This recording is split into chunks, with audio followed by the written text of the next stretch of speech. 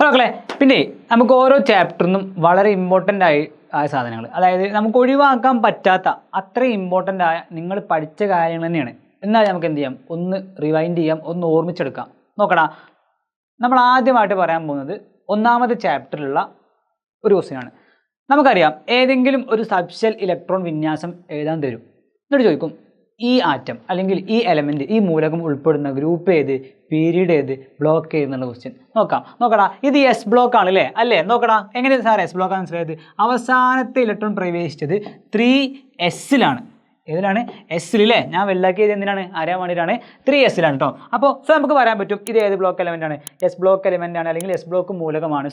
Block ഏതാന്നുള്ള question നമ്മൾ answer പറഞ്ഞു, ഇതൊരു എസ് ബ്ലോക്ക് മൂലകമാണെന്ന് പറഞ്ഞു. ഇനി എസ് ബ്ലോക്ക് ആണെങ്കിൽ ഇമ്പോർട്ടൻ്റ്, എസ് ബ്ലോക്ക് ആണെങ്കിൽ മാത്രം നമ്മൾ എങ്ങനെ ഗ്രൂപ്പ് കാണും? നമുക്കറിയാം, ഈ എസ് ബ്ലോക്ക് ആയ ആ എലമെൻറ്റിൻ്റെ അവസാനത്തെ സബ്ഷെല്ലിലുള്ള ഇലക്ട്രോണിൻ്റെ എണ്ണം എന്താണോ? സാർ എന്താ അങ്ങനെയൊക്കെ പറഞ്ഞാൽ? ഒന്നുമില്ല, നോക്കടാ, ഇവിടെ കാണുന്ന ഇലക്ട്രോണിന് എത്ര? 2 അല്ലേ?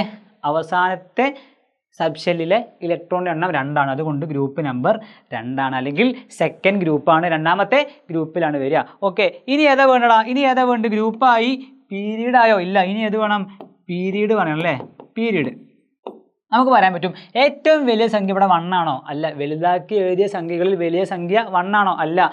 ഇപ്പുറത്ത് 2 ഉണ്ടല്ലോ, 2 ആണോ വലുത്? അല്ല. ഇപ്പുറത്ത് ആരുണ്ട്? 3 വരുന്നുണ്ട്. തേർഡ് പീരീഡിലാണ് ആര് വരിക? ഇയാൾ വരിക. ബ്ലോക്ക് എന്ന് ചോദിച്ചാൽ മലയാളത്തിൽ എങ്ങനെ എഴുതാം? ബ്ലോക്ക് എന്ന് ഇങ്ങനെ എഴുതാം അല്ലേ? ബ്ലോക്ക് ഏതാ വരിക? എസ് ബ്ലോക്ക് മൂലകമാണെന്ന് പറയാൻ പറ്റും. ഗ്രൂപ്പിലെ ഗ്രൂപ്പ് നമ്മൾ എങ്ങനെ എഴുതും? ഗ്രൂപ്പിലെ ഏത് ഗ്രൂപ്പാന്ന് വെച്ചാൽ നമ്മൾ പറയണം, രണ്ടാമത്തെ ഗ്രൂപ്പിലാണെന്ന് പറയാം. ഇനിയോ പീരിയഡ് അല്ലേ? പീരിയഡ് രണ്ടാമത്തെ ആണോ? അല്ല, മൂന്നാമത്തെ പീരീഡിലാണ് ആര് വരിക? ഈ പറഞ്ഞ ഈ എലമെൻ്റ് ആരാണോ, ഈ മൂലകം ആരാണോ അയാൾ വരിക. ഇത് എസ് ബ്ലോക്ക് ആണെങ്കിൽ. സാർ ഇനി പി ബ്ലോക്ക് ആണെങ്കിലോ? പേടിക്കണ്ട, അവസാനത്തെ ഇലക്ട്രോൺ 3p പോയി, അതുകൊണ്ട് ഇയാൾ ഒരു പി ബ്ലോക്ക് മൂലകമായി. ബ്ലോക്കിൽ സംശയം വേണ്ട, ഏത് ബ്ലോക്കാണ്? പി ബ്ലോക്ക് ആണ്. അപ്പോൾ പി ബ്ലോക്ക് ആവുമ്പോൾ നേരത്തെ കണ്ട പോലെ അല്ല ഗ്രൂപ്പ് കാണേണ്ടി വരിക. നോക്കടാ, ഗ്രൂപ്പ് കാണുമ്പോൾ പ്രശ്നമുണ്ട്. എന്ത് വേണം? അവസാനത്തെ ഇലക്ട്രോണിലെ അവസാനത്തെ സബ്ഷെല്ലിലുള്ള ഇലക്ട്രോൺസിൻ്റെ എണ്ണം പ്ലസ് ഒരു 12, അതായത് 6ഉം ഒരു പ്ലസ് 12 നമ്മൾ കൊടുക്കണം. അപ്പോൾ എന്ത് വരും? 18 എന്ന് വരും. മനസ്സിലായോ? 18ാമത്തെ ഗ്രൂപ്പിലാണ് ആര് വരിക? ഇയാൾ വരുന്നത്. ഓക്കെ, കാരണം എന്താ സാർ, എന്തിനാ ഇവിടെ 12 കൂട്ടിയത്? എടാ നോക്കടാ, ഇതെന്താണ്? ഒരു പി ബ്ലോക്ക് മൂലകല്ലേ? ആണോ? പി ബ്ലോക്ക് മൂലകം ആണെന്നുണ്ടെങ്കിൽ നമ്മൾ എന്ത് ചെയ്യണം? ഒരു പ്ലസ് 12 എന്ത് ചെയ്യണം? ആഡ് ചെയ്യണം. ഓക്കെ, ഇനി പീരീഡ് കാണാൻ ഒരു മാറ്റമില്ല, പഴയ പോലെ തന്നെ. എങ്ങനെ പീരീഡ് കാണും? നോക്കടാ, 1 ആണോ വലിയ സംഖ്യ? അല്ല. 2 ഉണ്ടല്ലോ, 3 ആണ് വലിയ സംഖ്യ വരുന്നത്. തേർഡ് പീരീഡിലാണ് ആര് വരിക? ഇയാൾ വരിക. നമ്മൾ ആരെക്കുറിച്ച് പറഞ്ഞു? പി ബ്ലോക്ക് മൂലകത്തെക്കുറിച്ചും പറഞ്ഞു. ഇനി ഡി ബ്ലോക്കിനെ കുറിച്ച് പറഞ്ഞിട്ട് നമുക്ക് എന്ത് ചെയ്യാം? അതിൻ്റെ ചെയ്യാം. നോക്കാം. എടാ, ഈ 2 രീതിയിൽ നമുക്ക് എന്ത് ചെയ്യാം? ഇലക്ട്രോൺ വിന്യാസം എഴുതാം. കൺഫ്യൂഷൻ ഉണ്ടാക്കുന്ന ഒരു ഭാഗമാണ്. നോക്കാം അല്ലേ? 4s ആദ്യം എഴുതാം, 3d അവസാനം എഴുതാം, ഇങ്ങനെ എഴുതാം.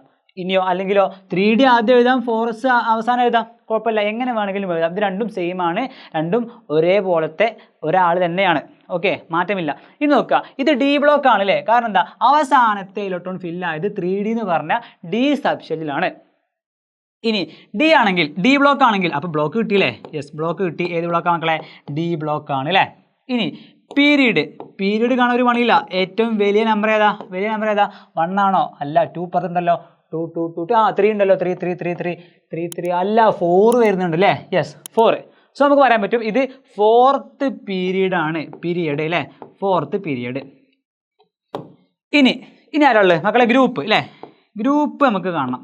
നോക്കാം. ഇതാകുമ്പോൾ ഈ 4sഉം തൊട്ടിപ്പുറത്തുള്ള 3dയും, അല്ലെങ്കിൽ 3dയും തൊട്ടിപ്പുറത്തുള്ള 4sഉം, ഇവരെ രണ്ടാളുടെ കയ്യിലും ടോട്ടൽ ആകെ മൊത്തം ഉള്ള ഇലക്ട്രോണിൻ്റെ എണ്ണം എത്രയാണോ അതാണ് വരിക. അപ്പോൾ സിമ്പിളായിട്ട് പറഞ്ഞാൽ നോക്കാം അല്ലേ? ഈ 4sൽ എത്ര ഇലക്ട്രോൺ ഉണ്ടാ? 2 ഇലക്ട്രോൺ ഉണ്ട്. 3dയിലോ 1. 2 + 1 എന്ന് പറയുമ്പോൾ 3 എന്നാണ് വരിക. അപ്പോൾ നമുക്ക് പറയാൻ പറ്റും ഗ്രൂപ്പ് നമ്പർ 3 ആണ് വരിക, അഥവാ 3ാം ഗ്രൂപ്പിലാണ് ആര് വരിക? ഈ കാണുന്ന ആൾ വരിക. അപ്പോൾ ഇതെല്ലാവർക്കും അറിയാം, എല്ലാവരും പഠിച്ചാണ്, ഒന്നാമത്തെ ചാപ്റ്റർ കൺസെപ്റ്റ് ആണ്. എങ്കിലും എക്സാമിന് വരുമെന്ന് വളരെയധികം നമ്മൾ ഉറച്ച് വിശ്വസിക്കേണ്ട സാധനമാണ്. ഓക്കെ, ആ രീതിയിൽ നിങ്ങൾ എന്ത് ചെയ്യുക? പഠിച്ചു വെക്കുക. കുറേ എക്സാംസ് ചെയ്യുക. എക്സാമിന് വരും, നിങ്ങൾ വ്യക്തമായിട്ട് എഴുതി വെക്കുക. തെറ്റുകരുത്. All the best.